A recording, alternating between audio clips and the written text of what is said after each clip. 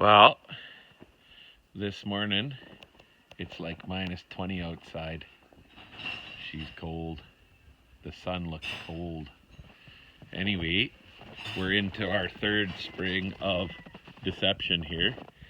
And I don't know if you can see that, but them cows are grazing some corn over there. That's working pretty good. We do lots of that.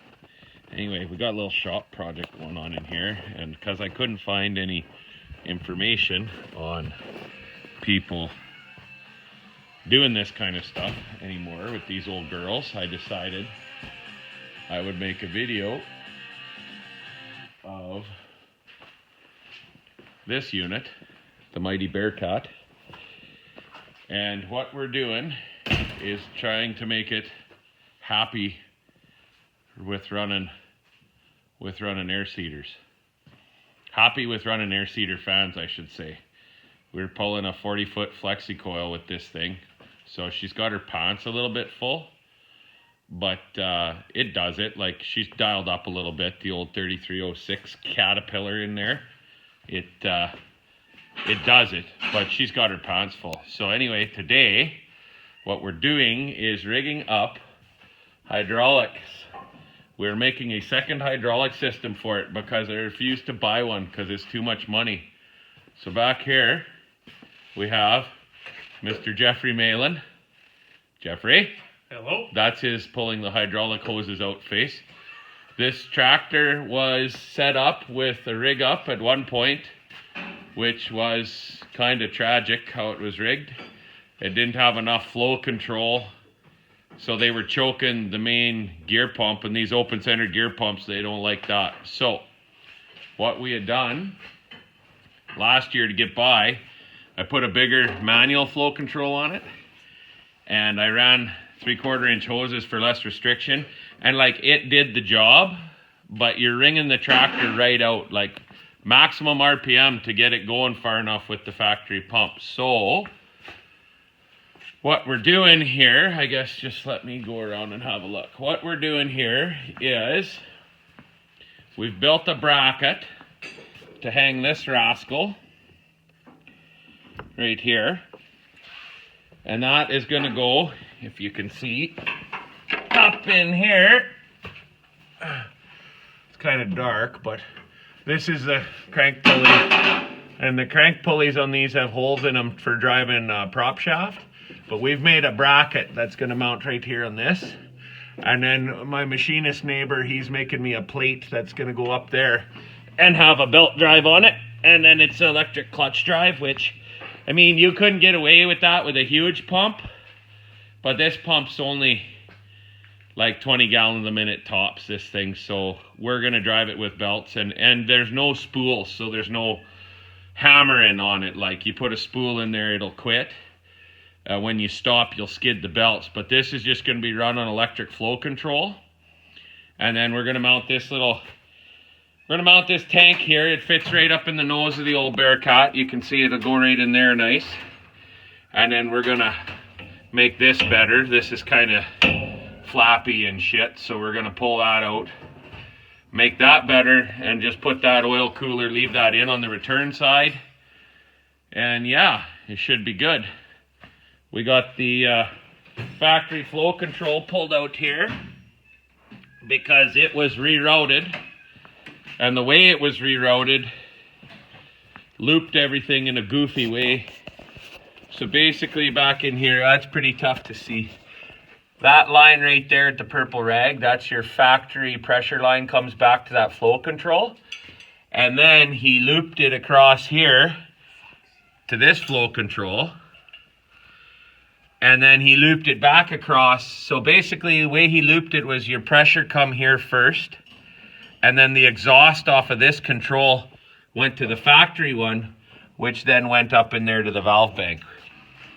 So it made a loop, and it was a dual flow control, but the flow control that added one there, it was too small. So the tractor makes 28, 30 gallons a minute. And when you did that, what happened was she had to push all of that through a 16 gallon a minute electronic control, which is one of them brand controls. They're real nice. I can show you up in the cab here. it's pretty slick how that works, because it makes it really nice. Oh, sorry about that. Makes it really nice in a modern tractor, or makes it more modern. All you do is you switch that on there, and then you got infinite adjustment on this flow control, which is awesome, because you just look at your monitor there and she runs her up where you need her to be. For fan speed, you can just dial it to whatever the hell you want, which is great. But when you're not steering or using an implement, then what's happened is you're trying to put all that gallonage through the factory, or through that small flow control, so it won't handle it. So ended up, what happened was, we thought we had a pump issue. We took the pump off, and here's the gear we found.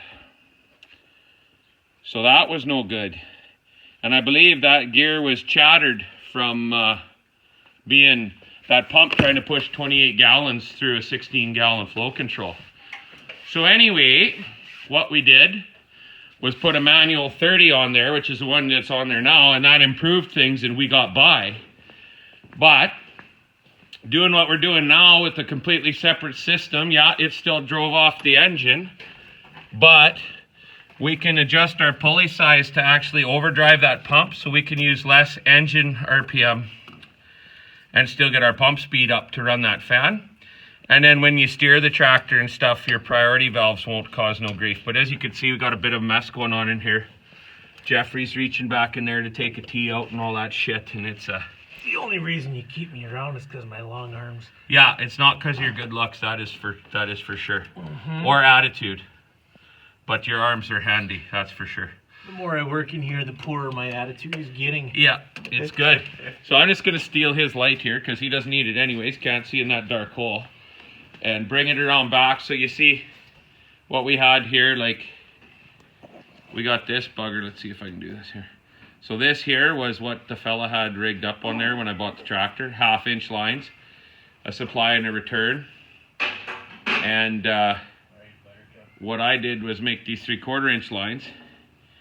And so what we're going to do here, like this was all last minute. I thought I was going to be seating and nothing worked, so I had to just put it all together and get seating. And we were already a week and a half behind waiting for that gear we didn't know we needed. So when we got stuff, I just put it in and away we went. So now it's become this winter's project here to make her beautiful again.